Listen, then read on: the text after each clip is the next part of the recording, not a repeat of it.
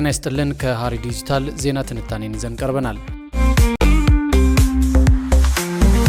ትላንት አፍሪካ ለደቡብ አፍሪካ ነጻነት ስትጮህ ነበር። ትላንት እንደ ኢትዮጵያ፣ ናይጄሪያና ጋና ያሉ ሀገራት ለአፓርታይድ ውድቀት የገንዘብ የዲፕሎማሲና የሞራል ድጋፋቸውን ሲያፈሱ ነበር። ዛሬ ግን ያ ታሪካዊ ውለታ በጆሃንስበርግ ጎዳናዎች ላይ በፈሰሰው የአፍሪካውያን ደም ታጥቧል። የአፍሪካውያን ወንድማማችነት ከቀን ወደ ቀን እየደበዘዘ በምትኩ የጥላቻና የድንጋይ ናዳ እየነገሰ ይገኛል።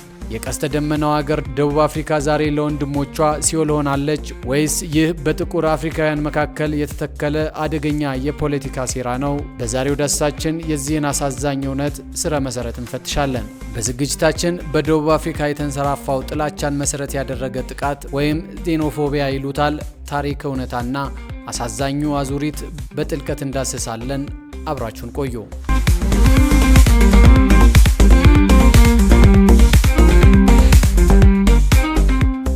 አፍሪካ በአንድነት ስሟ የሚጠራ በታሪኳ ግን እጅግ የተቆራረጠች አህጉር በአሁኑ ሰዓት በደቡብ አፍሪካ እየታየ ያለው የጸረ ስደተኞች ጥቃት የአፍሪካውያን አንድነት በምን ያህል አደገኛ ደረጃ ላይ እንደሚገኝ ማሳያ ሆኗል። የጥላቻ ሰለባ የሆኑት አውሮፓውያን ወይም እስያውያን አይደሉም። ይልቁንም አብረዋቸው የሚሰግዱ አብረዋቸው የሚበሉና መልካቸው እንደ አፈራቸው የሆነው ጎረቤቶቻቸው ጥቁር አፍሪካውያን ናቸው። በጎርጎሮሳውያኑ 2008 እልቂት በ2015 የንጉሱ ንግግር የተቀሰቀሰው ግርግርና አሁን ደግሞ በኦፕሬሽን ዱዱላ ስም የሚካሄደው አሰቃቂ አደን ሁሉም የሚያመለክቱት አንድ ነገር ነው። ፓን አፍሪካኒዝም ወይም የአፍሪካዊነት ኩራት በፖለቲካዊ ትርፍና በኢኮኖሚ ቀውስ መተካቱ። ለዚህም ነው ዓለም አቀፉ ማህበረሰብ ደቡብ አፍሪካ ነጻ ስትወጣ አፍሪካ ምን አድርጋላት ነበር? የደቡብ አፍሪካ ፖለቲከኞች ለምን ስደተኞችን የችግሮች ሁሉ ምንጭ አድርገው ይስሏቸዋል? እንደ ቺዲማ አዴትሺና ያሉ ወጣቶች በማንነታቸው ምክንያት የሚደርስባቸው በደል ለአህጉሪቱ የወደፊት ዕጣ ፈንታ ምን ትርጉም አለው? የሚሉና ሌሎችም በርካታ ሀሳቦች እየተነሱ ነው። በደቡብ አፍሪካ ዋና ከተማ ፕሪቶሪያ ዛሬም ስጋት ነግሷል። ህገወጥ ስደተኞች ይውጡ የሚሉ ሰልፎች በየጎዳናው ሲስተጋቡ የአፍሪካ ስደተኞች ከፍተኛ ጥንቃቄ እንዲያደርጉ ተመክረዋል። የጋናና የናይጄሪያ ዲፕሎማሲያዊ ቢሮዎች ዜጎቻቸው ሱቆቻቸውን ዘግተው ቤት እንዲቀመጡና ከሰልፈኞች ጋር እንዳይጋጩ አስቸኳይ ማስጠንቀቂያ አስተላልፈዋል። በደቡብ አፍሪካ የጸረ ስደተኛ ስሜት አሁን ትልቅ የፖለቲካ መሳሪያ ሆኗል። አገሪቱ ከዓለም ከፍተኛ የተባለውን 33 በመቶ የስራ አጥነት ቁጥር ስታስመዘግብ ብዙዎች ለዚህ ውድቀት ስደተኞችን ተጠያቂ እያደረጉ ነው። በፕሪቶሪያ ጎዳናዎች ላይ የወጡ ሰልፈኞች ፖለቲከኞች ምንም እያደረጉልን አይደለም፣ ህገወጥ ስደተኞች አገራችንን ወረሩት በሚል መፈክር የታጀበ ቁጣቸውን እየገለጹ ይገኛሉ። ፕሬዚዳንት ሲሪል ራማፎሳ ግን ይህን የጥላቻ ስሜት ይቃወማሉ። በቅርቡ በነጻነት ቀን ባደረጉት ንግግር ደቡብ አፍሪካ በአፓርታይድ ዘመን በነበረባት የጭቆና ቀንበር ሌሎች የአፍሪካ ሀገራት ያደረጉላትን ውለታ አስታውሰዋል። ችግራችን ወደ ጥላቻና መድሎ ሊያመራ አይገባም ሲሉም አሳስበዋል። ፕሬዚዳንቱ አገራቸው ዛሬ ላለችበት ነጻነት የአፍሪካውያን ትብብር የከፈለው ዋጋ ትልቅ እንደሆነ ደጋግመው ገልጸዋል። በፕሪቶሪያ የሚኖሩ ናይጄሪያውያንና ጋናውያን የሚናገሩት ግን ልብ ሰባሪ ነው። እኛ ጥቁሮች ነን፣ ወንድማማቾች ነን፣ ሁላችንም እዚህ የመጣ ነው ለመኖር ነው ይላል ሱቁን ለመዝጋት የተገደደ አንድ ስደተኛ። ሌላው የጥበቃ ሰራተኛ ደግሞ በገዛ አፍሪካ አህጉራችን እንዲህ የምንፈራ ከሆነ ወደ አውሮፓ ብንሄድ ምን ሊከተለን ነው ሲል ይጠይቃል። ናይጄሪያውያን በደቡብ አፍሪካ ጎዳናዎች ላይ ህጋዊ ሰነድ ቢኖረንም ባይኖረንም በማንነታችን ብቻ ጥቃት ይደርስብናል ሲሉ ያለባቸውን ስጋት ይገልጻሉ። የተባበሩት መንግስታት ዋና ጸሐፊ አንቶኒዮ ጉቴሬዝ በጥላቻ የሚቀሰቀሱ የወንጀል ድርጊቶችን አውግዘዋል። ጥላቻና በራስ ህግ እርምጃ መውሰድ በዲሞክራሲያዊ ማህበረሰብ ውስጥ ቦታ የላቸውም ብለዋል። በቅርቡ የዙሉ ንጉስ ሚሱዙሉ ካዙሊቴኒ ስደተኞችን የሚያጥላላ ቃል መጠቀማቸው ሁኔታውን የበለጠ አባብሶታል። ደቡብ አፍሪካ በታሪኳ ለነጻነት ስትታገል አፍሪካ ከጎኗ ነበረች። ዛሬ ግን ያ ታሪክ ተረስቶ አህጉራዊ ትብብር በጎዳና ግርግር እየተተካ ይገኛል። 2.4 ሚሊዮን የሚሆኑ ስደተኞች ለአህጉሪቱ የኢኮኖሚ ቀውስ ብቸኛ ተጠያቂ ተደርገው መወሰዳቸው የችግሩን ጥልቀት ያሳያል። ደቡብ አፍሪካ የገባችበትን የጥላቻ አዙሪት ሰብራ ወንድማማችነቱን ትመልሰው ይሆን ወይስ ጥላቻው አህጉሪቱን መከፋፈሉን ይቀጥላል?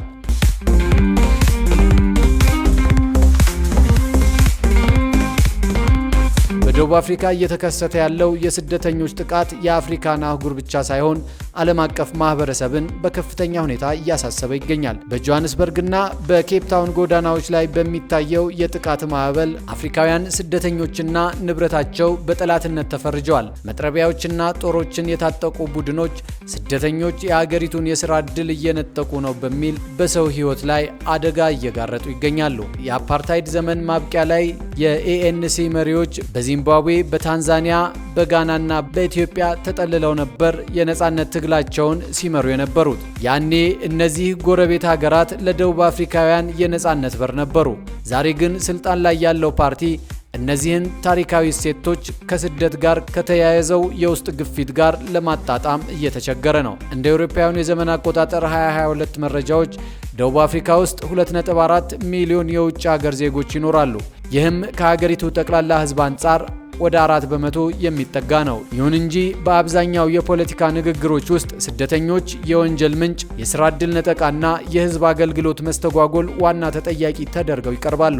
ነገር ግን ስደተኞች በደቡብ አፍሪካ ወንጀል የመፈጸም ዋና ተዋናዮች ናቸው የሚለው ክስ ምንም አይነት ሳይንሳዊ እውነታ ላይ የተመሰረተ መረጃ የለውም። ከ1994 በኋላ በደቡብ አፍሪካ የዜጎች ጥቃት እየተባባሰ መምጣቱን መረጃዎች ያሳያሉ።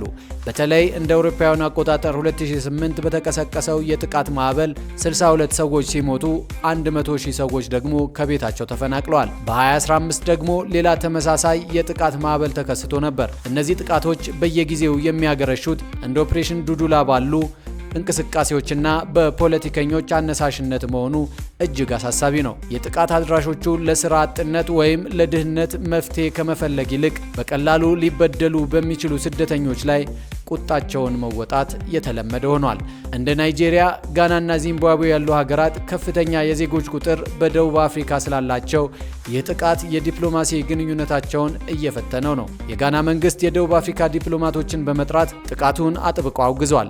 የናይጄሪያ መንግስት ዜጎቹ በደህና እንዲቆዩ እያሳሰበ ፕሪቶሪያ ወንጀለኞችን ለሕግ እንድታቀርብ ጥሪ እያደረገ ይገኛል። ሆኖም የደቡብ አፍሪካ መንግስት ስደተኞች የአገሪቱን ሕግ እንዲያከብሩ በመወትወትና የውስጥ ቅሬታን በማርገብ መካከል አጣብቂኝ ውስጥ ገብቷል። የደቡብ አፍሪካው አፍሪካውያን በራሳቸው አህጉር ውስጥ ያላቸውን የመንቀሳቀስና የመኖር መብት ጥያቄ ውስጥ የከተተ ክስተት ሆኗል። ጥያቄው ደቡብ አፍሪካ የቀድሞ የአፓርታይድ ትግል እሴቶቿን ትጠብቃለች ወይንስ በስደተኞች ጥላቻ አዙሪት ውስጥ ትቀጥላለች የሚለው ነው። እውነታው ግን ወንጀልን ከዜግነት ጋር ማያያዝ የህብረተሰብን ችግር ለመፍታት ትክክለኛው መንገድ አለመሆኑን ታሪክ እያሳየን ነው። ባለፉት ጥቂት ቀናት በጆሃንስበርግና በኬፕ ታውን ጎዳናዎች ላይ የሚታዩት ትዕይንቶች እጅግ ዘግናኝ ናቸው። ዱላ፣ ገጀራና ጦር የያዙ ወጣቶች በጎዳና ላይ ስደተኞችን እያሳደዱ ሲያጠቁና ንብረታቸውን ሲዘርፉ ይታያሉ። ስራችንን ቀማችሁን፣ አገራችንን ለቃችሁ ውጡ የሚለው ጩኸትን አየሩ ሞልቶታል። ይህ የጥላቻ ማዕበል የደቡብ አፍሪካን ከሌሎች የአፍሪካ አገራት ጋር ያላትን ግንኙነት በከባድ ፈተና ላይ ጥሎታል። ዚምባብዌ፣ ጋናና ናይጄሪያ በደቡብ አፍሪካ የሚገኙ ዜጎቻቸው ከፍተኛ ስጋት ላይ መሆናቸውን በመግለጽ ጥቃቱን አጥብቀው አውግዘዋል። የናይጄሪያና የጋና መንግስታት የፕሪቶሪያ አስተዳደር በወንጀለኞች ላይ ጠንካራ እርምጃ እንዲወስድና ለስደተኞች ጥበቃ እንዲያደርግ በይፋ ጠይቀዋል። በተለይም ጋና በአክራ የሚገኘውን የደቡብ አፍሪካ ተወካይ ቢሮዋ ድረስ በመጥራት በዜጎቻችን ላይ እየደረሰ ያለውን ትንኮሳና ማስፈራሪያ በአስቸኳይ ይቁም ስትል ተቃውሟን አሰምታለች። በተለይ በማህበራዊ መገናኛዎች ላይ የሚሰራጩ ቪዲዮዎች የሁኔታውን አስከፊነት አጉልተውታል። በህገወጥ መንገድ ገብታችኋል በሚል ስደተኞችን እያደኑ የሚጠይቁ ቡድኖች አንዱ ማሳያ ናቸው። በአንድ ቪዲዮ ላይ ጋናዊ ወጣት በግርግር ተከቦ አገርን ሂድና አስተካክል እየተባለ ሲዋረድ ይታያል። ይህ ድርጊት በጋና ውጭ ጉዳይ ሚኒስትር ሳሙኤል ኡኩዜቶ አብላኳ ዘንድ ከፍተኛ ቁጣን ቀስቅሷል። ሚኒስትሩ ሁኔታው እጅግ አሳሳቢ መሆኑን ገልጸው ስደተኞች ከቤታቸው እንዳይወጡ ማስጠንቀቂያ ሰጥተዋል። የሚገርመው ግን ደቡብ አፍሪካ ዛሬ በስደተኞች ላይ የምታሳየው ጥላቻ የታሪኳን መስተዋት የሰበረ መሆኑ ነው። በአፓርታይድ ዘመን የዛሬው ገዢ ፓርቲ ANC መሪዎች ተሰደው መጠጊያ ያገኙት በሌላው የአፍሪካ ሀገራት ነበር።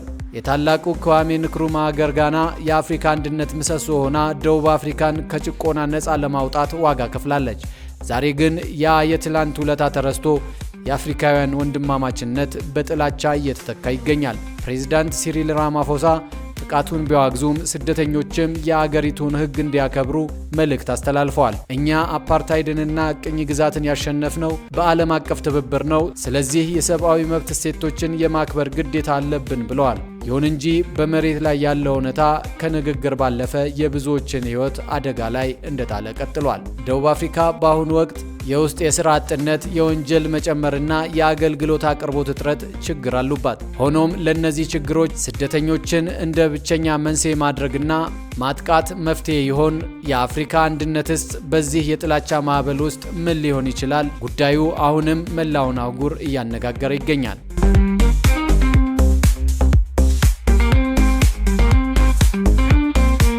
በደቡብ አፍሪካ የሚታየው የጸረ ስደተኞች ጥቃት ትላንት የተጀመረ ድንገተኛ ክስተት አይደለም። ይልቁንም ላለፉት 30 ዓመታት እንደ እሳተ ገሞራ ውስጡን ሲብላላ የቆየ አንዳንዴም ፈንድቶ የሚወጣ አደገኛ አባዜ ነው። ጥናቶች እንደሚያሳዩት ከ1990ዎቹ አጋማሽ ጀምሮ ደቡብ አፍሪካውያን በዓለም ላይ ከፍተኛ የጥላቻ ስሜት ለስደተኞች ከሚያሳዩ ሕዝቦች መካከል ቀዳሚዎቹ ናቸው። እንደ አውሮፓውያን አቆጣጠር በ1998 የተደረገው ጥናት አንድ አስደንጋጭ እውነታን ይፋ አድርጎ ነበር። በወቅቱ 72 በመቶ የሚሆኑ ደቡብ አፍሪካውያን ስደተኞች መታወቂያቸውን አንገታቸው ላይ አንጠልጥለው ይሂዱ የሚል ድጋፍ ነበራቸው።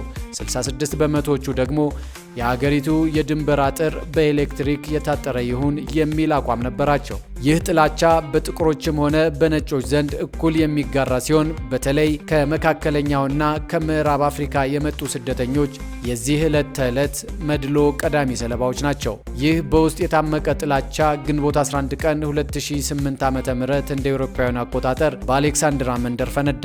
በወቅቱ የዙሉ ቋንቋ ተናጋሪዎች የነበሩ ወጣቶች ስደተኞች ይውደቁ እያሉ በየቤቱ እየገቡ አሰቃቂ ጥቃት ፈጸሙ።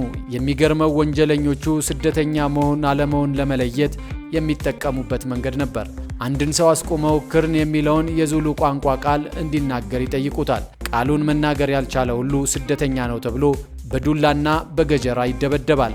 በዚያ 3 ሳምንታት ብቻ የፈጀ ነውጥ 62 ሰዎች ሲገደሉ ከ100 ሺዎች በላይ ስደተኞች ከቀያቸው ተፈናቅለዋል። ከሟቾቹ መካከል 21 የሚሆኑት ደቡብ አፍሪካውያን ራሳቸው መሆናቸው ጥላቻው ምን ያህል እውር እንደነበር ያሳያል። መንግስት ጥቃቱን የወንጀለኞች ስራ ነው በማለት ለዓመታት ችላ ቢለውም ጥላቻው ግን አላበቃም። እንደውም እንደ አውሮፓውያን አቆጣጠር በ2015 የዙሉ ንጉስ ጉድዊል ዙዌሊቲኒ ስደተኞችን ቅማሎች በማለት በጠሯቸው ማግስት ሌላ የጥፋት ማዕበል በደርባንና በጆሃንስበርግ ተቀሰቀሰ። ይህ በንግግር የተቀሰቀሰ ጥቃት በወቅቱ በዓለም አቀፍ ደረጃ ከፍተኛ ውግዘትን አስተናግዷል። የተባበሩት መንግስታት ድርጅት የጸጥታው ምክር ቤት ጠንካራ ተቃውሞ ሲያሰማ እንደ ናይጄሪያ ያሉ ሀገራት ደግሞ አምባሳደሮቻቸውን እስከ መጥራት ደርሰዋል።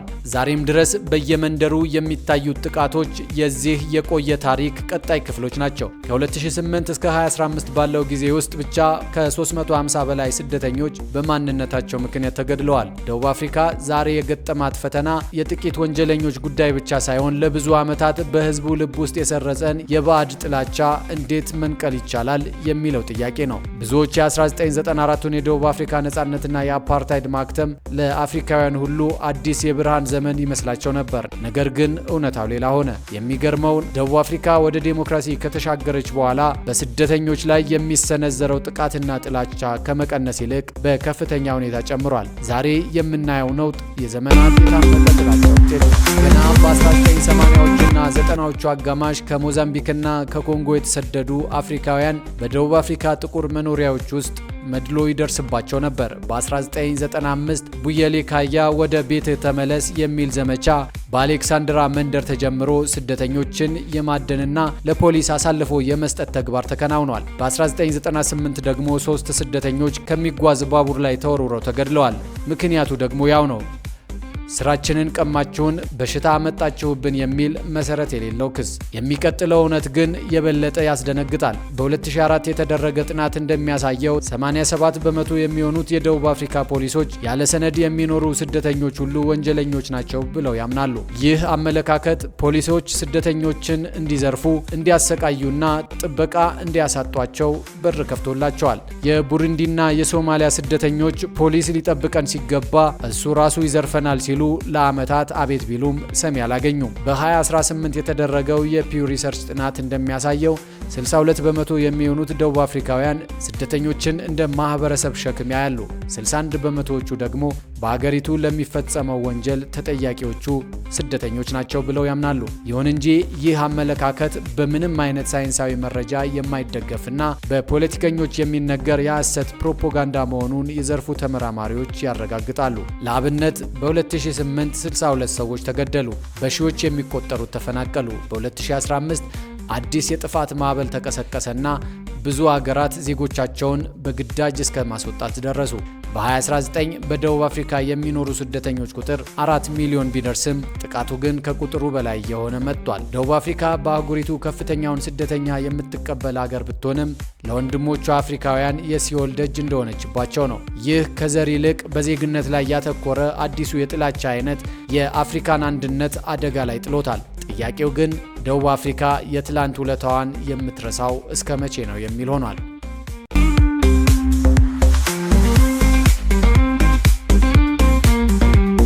በደቡብ አፍሪካ የስደተኞች ጠልነትና ጥቃት እንደ ወቅታዊ በሽታ ደጋግሞ እየተነሳ አገርን ማናወጡን ቀጥሏል። ከ2008 እልቂት በኋላ ዓለም ሰላም የሰፈነ ቢመስለውም በየመንደሩ ግን በስደተኞች ላይ የሚደረገው ሴራና የማጽዳት እርምጃ በምስጢር ሲቀጥል ነበር። በተለይም በኬፕ ታውን አካባቢ የሚገኙ የንግድ ማህበረሰቦች ስለ ሶማሊያ የሱቅ ባለቤቶች ምን እናድርግ የሚሉ ምስጢራዊ ስብሰባዎችን ሲያካሂዱ መቆየታቸው የችግሩን ስር የሰደደ ጥላቻ ያሳያል። እንደ አውሮፓውያን አቆጣጠር በ2009 በዲዶንስ የእርሻ ከተማ ከ2500 በላይ ዚምባብዌያን ከቤታቸው በኃይል ተባረሩ።